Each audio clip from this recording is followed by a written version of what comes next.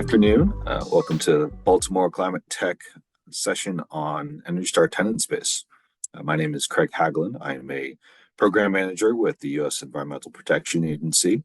I work on the Energy Star Commercial Buildings program, where I lead a number of our sectors, including commercial real estate, multifamily, data centers, as well as our tenant recognitions, which is the topic of today.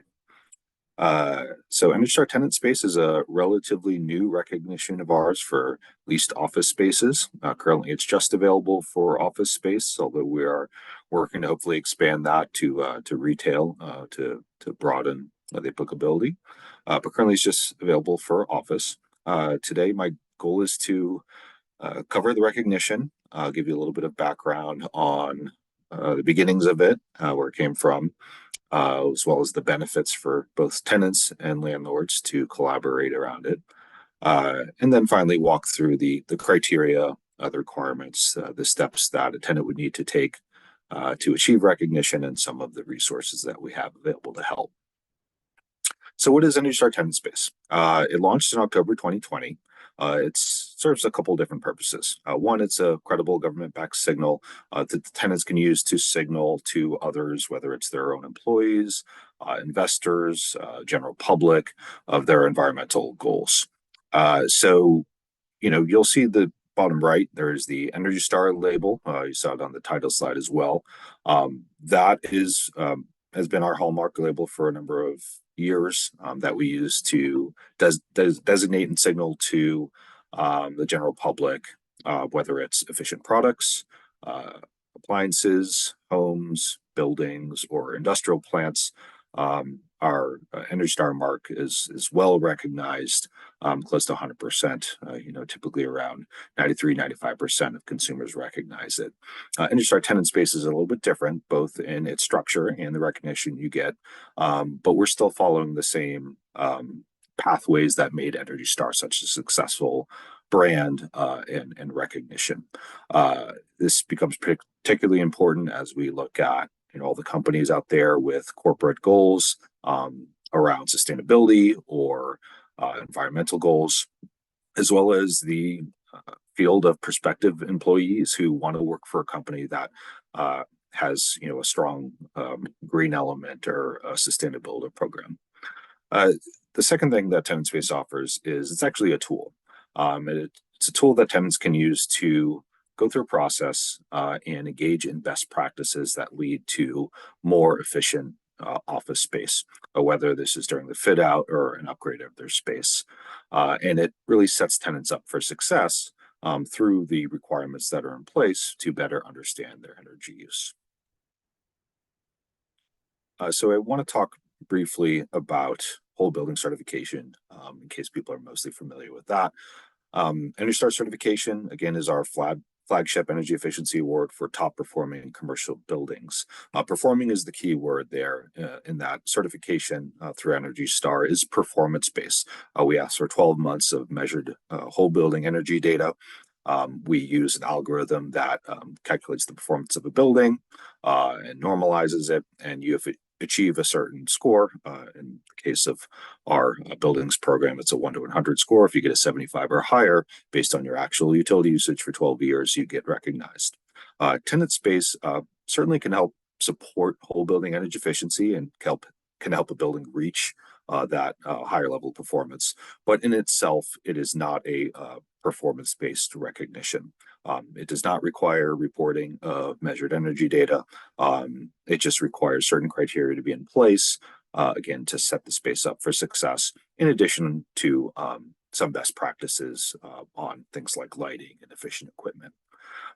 Both of these recognitions can coexist. You can have a building that is Energy Star certified, and within that office building, you can have several Energy Star tenant spaces recognized as well.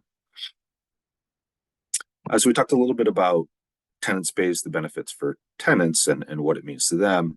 There are a number of things that benefit landlords as well. First and foremost, it presents an opportunity for collaboration. So when tenants have their own environmental goals or energy goals, as well as landlords, whether it's through the leasing process or some other conversation around fitting out a space, they can collaborate around energy efficiency and point to Energy Star Tenant Space as a model where achieving the recognition is essentially putting in place those practices that they'd want to do anyway to make a more efficient space, and leads to sort of dual positive outcomes there. More directly for the landlord, of course, a more efficiently leased space leads to a more efficient building, so the landlord can benefit there by that contribution. Specifically when it comes to lighting, we require about 25% more efficient than typical lighting found in office buildings as part of our lighting requirement. So that contributes to the whole building energy efficiency. But we also require data sharing. And this is particularly important as we look at some of the benchmarking mandates around the country, things like BPS or building performance standards that are popping up, where we really need to look at whole building energy use, and landlords are sort of on the hook for understanding their whole building energy use and hitting a certain performance level. Having a recognition like tenant space, which not only helps them reach those performance levels, but also our requirement around data sharing, landlords will get access to that. So it really contributes to a more transparent understanding of the building in terms of the whole building energy usage. All right, stepping back to sort of the origins of Energy Star Tenant Space, it actually was in a piece of legislation. The Energy Efficiency Improvement Act of 2015 directed EPA to develop a recognition around efficient commercial tenant spaces. Now, this actually started as a conversation between the real estate industry and Congress. The real estate industry came together and said, we need to find a solution for tenant spaces. We can kind of control our whole building systems, but we want both a way to access whole building data to make better decisions at the whole building level, but we also want a carrot for tenants to improve their spaces as well, which again contributes to that whole building efficiency. So the industry got together, worked with Congress to put it in the piece of legislation. From there, the EPA as well as Department of Energy assisted in this to develop a feasibility study around commercial tenant spaces, ultimately work with stakeholders to develop a set of criteria. And then it's with that criteria we started to form the basis of our recognition. In 2018, we did a pilot. We had about a little over 100 spaces initially participate. About 50 spaces made it through that process across a wide range of industries. So technology companies, even landlords, commercial landlords who have their own tenant spaces participate in there, all the way to small, offices around the country that were interested in participating. And so thank you to all of those. If anyone's listening, that was part of that. The results of that pilot really helped shape our new recognition. And we heard a number of good anecdotes from tenants, whether it was just having something available that didn't exist before, that they could sort of hang their hat on when it comes to energy efficiency, or when it comes to the actual energy reduction, we heard some positive outcomes in terms of the impact that lighting had, having reduced lighting, as well as just benchmarking and tracking energy, and the improvements that came with managing the space more efficiently. In terms of eligibility, again, I mentioned this is just for office spaces to start. You need to be a general admin office, a financial office, or what we call a non-diagnostic medical office. So it's basically a doctor's office without the high energy use equipment that may come with it. You can also have a data center if that serves the tenant. The tenant needs to apply for all their usable square footage in the building. So if you have, for example, a tenant who leases the second floor, the third floor, and has a suite on the fifth floor, all of that space would be considered the tenant space. It's essentially the tenant's footprint within the building is the unit that would get recognized here. And finally, at this time, this recognition is just available to tenants in the United States. All right, so digging into the criteria a little bit more. So there's 5 criteria items. The first one is estimating energy use.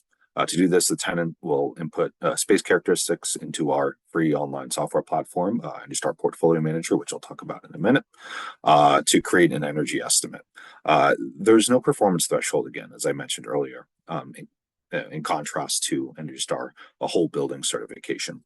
The reason being that for whole building certification, how we're able to set essentially the target of what is efficient or not is we start with a nationally representative survey.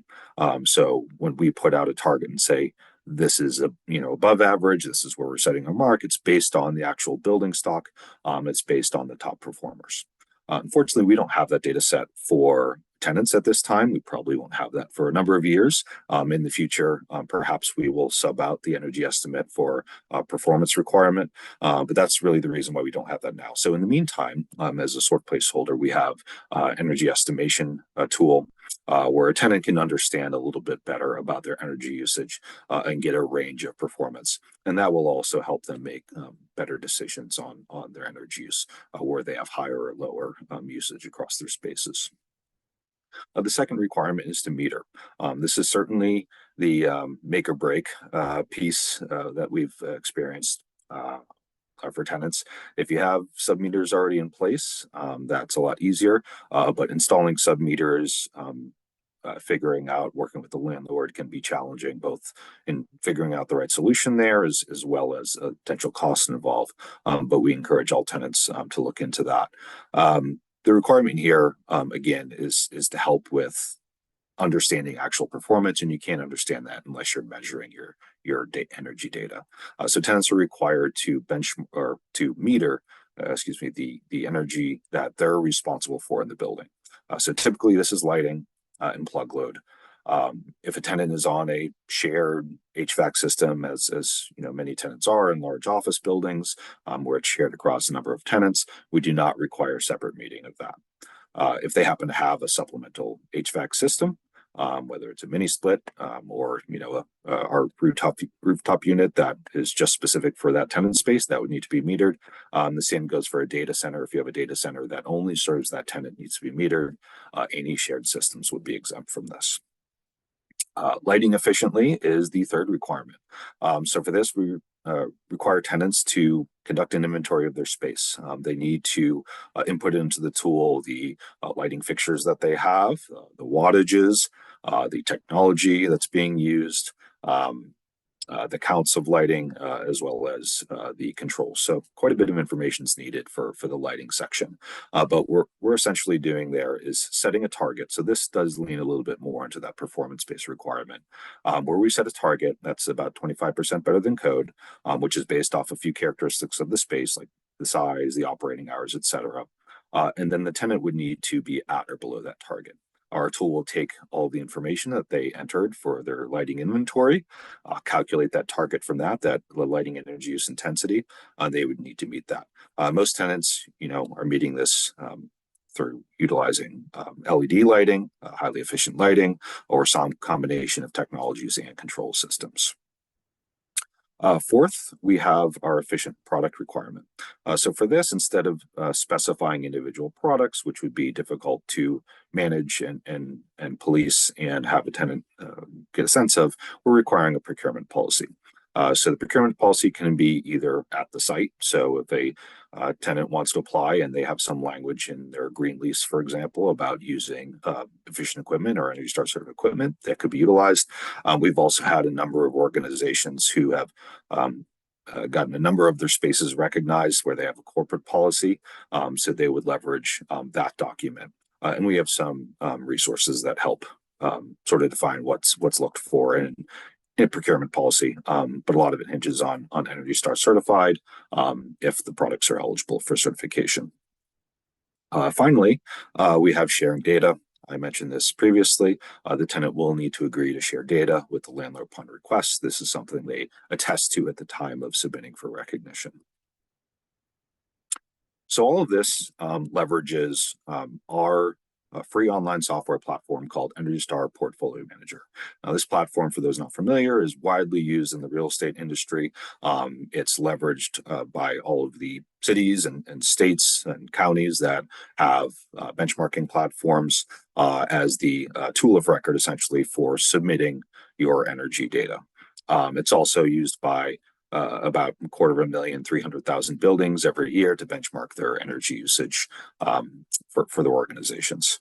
Uh, Again, it's free to use. You go in, anyone can go in, create an account and set up properties.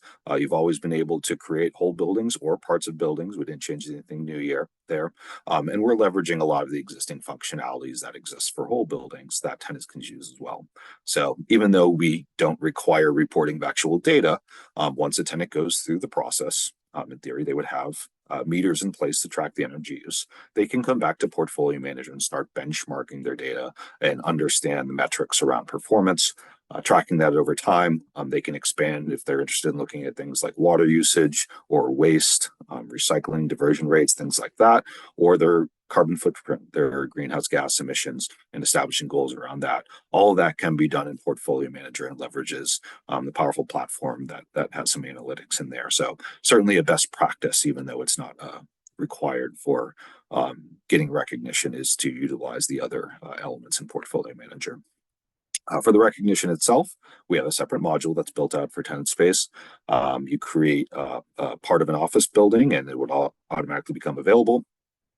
You go into here, you can create the space, apply for recognition from this one place, and you'll be able to get all your feedback through this tool, in addition to going back to Portfolio Manager and using those other resources. In terms of the application process, fairly straightforward. You're going to first create an account and add a space in Portfolio Manager. You'll access the tenant module and then fill out all the data requirements and follow the prompts that are in the module. And then at the end, as you filled everything out, you'll be able to generate an application. Now, for Energy Star certification for whole buildings, we also require this. We require third-party verification in the form of a site visit from a licensed professional to make sure the data is accurate. So this can be either a professional engineer or a registered architect. If you have someone on staff, that would be acceptable as well, but they need to verify the information in the application, and in the end, they would stamp it with their professional engineer or LP stamp. That application then can be submitted by the tenant electronically through the module. That comes to us. We have a team that reviews and make sure everything's right, may have some follow-up questions if necessary, but in the end, you'll get all your notifications and ultimately, hopefully, recognition through Portfolio Manager. Wrapping up, we have a number of resources available that could be helpful here. If you're new to Portfolio Manager, we have a how-to guide on setting up a tenant space so that you get access to that module. We've gotten a lot of questions around what's needed to be included in a efficient equipment procurement policy. While we do offer, of course, a lot of flexibility based on what an organization has, we have some guidelines around things that would be essential to it and some samples for people to start from. And then finally, we have a number of guides. One guide in particular, application guide that will walk through all the steps of filling out the tenant module and providing that information. We also have a guide for licensed professionals as well, those who are doing the verification, so everyone's on the same page. Of course, there's more information and resources. Our main website is energystar.gov/tenant recognition. We will find some additional information on the recognition. And I also wanted to point out some other industry initiatives that are similar. Green Lease Leaders from the Institute of Market Transformation has a program, as well as Urban Land Institute has a 10-step process called the Tenant Energy Optimization Program, or TEOP, that helps build out spaces. And we're in constant communication, have good relationships with these programs. The goal of all of these is to help foster collaboration between tenants and landlords, find solutions to making efficient spaces and design spaces effectively.